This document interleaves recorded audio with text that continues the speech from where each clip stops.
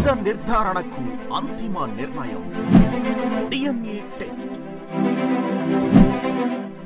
ఉన్నది ఉన్నట్లుగా వాస్తవాలను శోధించి వివరించే మన DNA టీవీ, మన రాష్ట్రం, మన ఛానల్. హలో ఏమండి? ఎలాగుందిరా? పర్లేదు.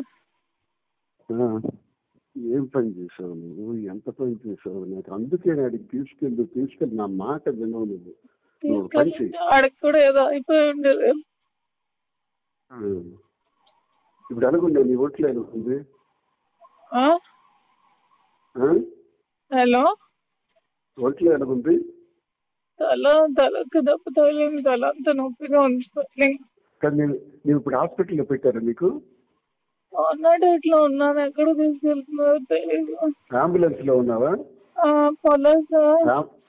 రామాచలం నీ వెనక వస్తున్నాడు, దగ్గరికి వచ్చాడు. ఎవరు? రామాచలం ఆల్రెడీ వచ్చాడు. ఈడు కూడా వస్తున్నారు. ఎవరు? అదే అవినాష్ కూడా వస్తున్నాడు. పద్మకు పంపిస్తున్నాను. ఏం వరి అవ్వకు, నువ్వు అక్కడ చెప్పు. దీన్ని ఏం చెప్తానంటే, నేను కావాలనే సూసైడ్ చేసుకోవాలని చూపించాను. ఆమె దువ్వాడు వాణి చేసినటువంటి అరాచకం 4 రోజులుగా చేస్తున్నటువంటిది నేను చనిపోవాలని నేను గుర్తిస్తాను చెప్పాను. అదొకటే మాట.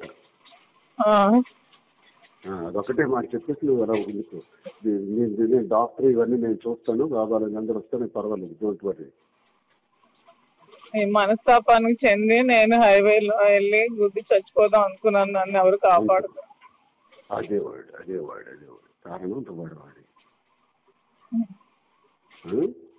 ప్రెస్ కి పంపించండి చేతికి, ఇప్పుడే చెప్తాను నేను దిగినప్పటికే. ఎవరికి? ప్రెస్ కి. నువ్వు ఎమోషనల్ కావకు.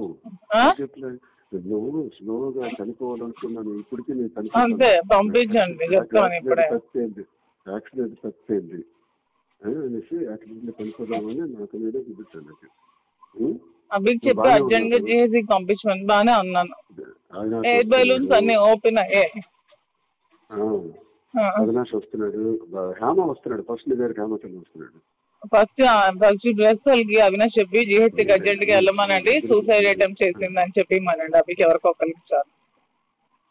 నీ దగ్గరికి అర్జెంట్ గా నేను ఆల్రెడీ మెసేజ్ పాస్ చేయించేస్తాను. చేసి త్వరగా చేసి చెప్తాను. త్వరగా చేసి. అలాగే బానే ఉన్నాను. తలకి కొంచెం స్వెల్లింగ్ ఉంది అంతే, ఇంకేం లేదు. కొంచెం లిప్స్ కి దెబ్బ తగిలి బ్లడ్ వచ్చింది అంతే. కారు స్క్రీన్ బట్టి నీకు మేజర్ అయిపోతుంది. కారు బాగా బాల్తో పెడిపోయింది కదా.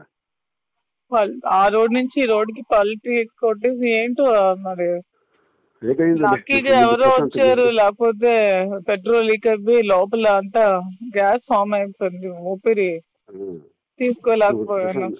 నువ్వన్నీ మాట్లాడుతాను ముందు ప్రశాంతంగా ఉంది. హాస్పిటల్ వచ్చారు, హాస్పిటల్ దగ్గరికి అందరూ వస్తారు. నా ఫోన్స్ ఎక్కడ ఉన్నాయో తెలీదు. ఫోన్ అన్ని నా ఒక కానిస్టేబుల్ దగ్గర ఉంది, నాకు ఇస్తాడు.